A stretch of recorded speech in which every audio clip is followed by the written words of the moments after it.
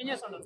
నేను ఇక్కడ కోచింగ్ తీసుకుంటున్నా. కోచింగ్ ఐటీ తీసుకుంటారు. కోచింగ్. ఆంధ్ర ఎలక్షన్స్ ఎవరు గెలుస్తారనుకున్నారు మీరైతే? ఓకే. ఇప్పుడైతే ప్రజెంట్ చంద్రబాబు నాయుడు రావాలని కోరుకుంటున్నాను. ఎందుకని? ఎందుకంటే చంద్రబాబు నాయుడు ఆయనకు విజన్ ఉంది. అది అందరికీ తెలిసిన విషయం ఇది.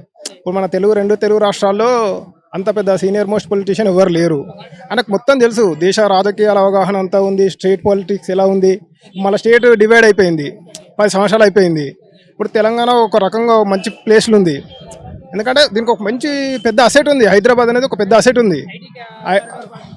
ఐటీ కారిడార్ పరంగా దేశంలోనే నంబర్ 1 పొజిషన్లో ఇప్పుడు హైదరాబాద్ ఉంది. హైదరాబాద్ అంటే దానికి ఆబ్వియస్లీ దానికి వచ్చే ట్యాక్సెస్ వల్ల మనకు తెలంగాణ మంచి ఇన్కమ్ ఉంది. సో ఆంధ్రాకి ఏం లేదు. అంటే ఉన్నదంటే అక్కడ ఏంది చిన్న చిన్నవే మన చిన్న లోకల్లో మన బిజినెస్లు అవే ఉన్నాయి తప్ప మంచి పెద్ద పెద్ద కంపెనీస్ లేవు. ఇన్ఫ్రాస్ట్రక్చర్ లేదు. ఎంప్లాయ్మెంట్ లేదు. ఏం లేదు. ఎంతసేపు ఆయన జగన్ ఏదో బటన్ నొక్కడము, పథకాలు ఇవ్వడము ఎందుకన్నా అవి నా ఉద్దేశం. అవి ఎలాగైనా సంపాదించుకోగలుగుతారు. ఒక వ్యక్తి ఒక ఇంట్లో ఒక డిగ్రీ చదివిన అబ్బాయి అక్కడ ఉంటే కూడా 20,000 సంపాదించుకోగలుగుతాడు. కానీ ఇప్పుడున్న పొజిషన్లో 20 కావాల్సింది ₹1,00,000 కావాలి అని అన్నట్టుగా దానికి తగ్గట్టు ఉంటారు. సో మనకు కంపెనీస్ కావాలి, ఉద్యోగాలు కావాలి. సో చంద్రబాబు నాయుడు వస్తే బాగుంటుంది అనుకుంటున్నాను. టీడీపీ జనసేన కూటమిలో అయితే ఎన్ని సీట్లు గెలుచుకొస్తారనుకున్నారు మీరైతే? వాళ్ళకి అవుట్ ఆఫ్ 175 సీట్స్ అంటే ఒక 110, 120 వరకు వస్తారు అనుకుంటున్నాను. ప్లస్ అయితే 100+ కొడతారు తప్పకుండా.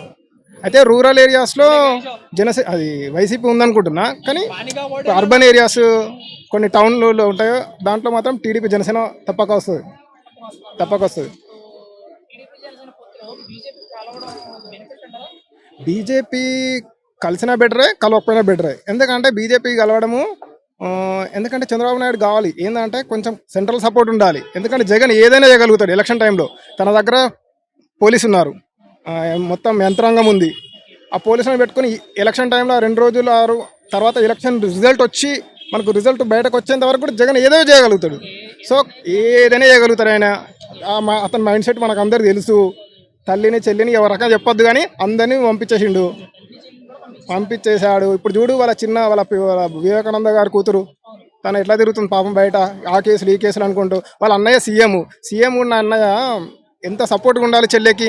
సరే చెల్లి ఒక వీడియోలో ఆవిడే మా అన్న జగన్ పార్టీకి ఎవరు ఓటేద్దని చెప్తున్నారు. అది నిజంగా కరెక్ట్ అంటారా? కరెక్టే, తప్పకుండా కరెక్ట్. ఎందుకంటే తనకు ఎంత బాధ అనిపిస్తే అట్లా చేయాలి. మనం ఏమనుకుంటాం జనరల్గా మనకు ఏదైనా ఇష్యూ జరుగుతూనే పోలీస్ స్టేషన్కి పోతే న్యాయం జరుగుతుంది అనుకుంటాం. పోనీ ఒక 10 రోజులలో న్యాయం జరగాలి, లేదంటే ఏదో రకంగా 1 మంత్లో న్యాయం జరుగుతుంది. కానీ తన అన్నయ్య చీఫ్ మినిస్టరు. సరే చంద్రబాబు నాయుడు పీరియడ్లో జరిగింది అనుకో, మర్డరు జరిగింది.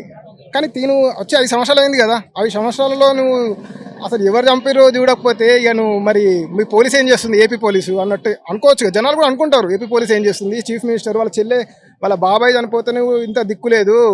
మరి మిగతా ఒక కామన్ పరిస్థితి ఏంటి? ఆంధ్రాలో కష్టం రాజకీయం. జగన్ ఉంటే కష్టమే.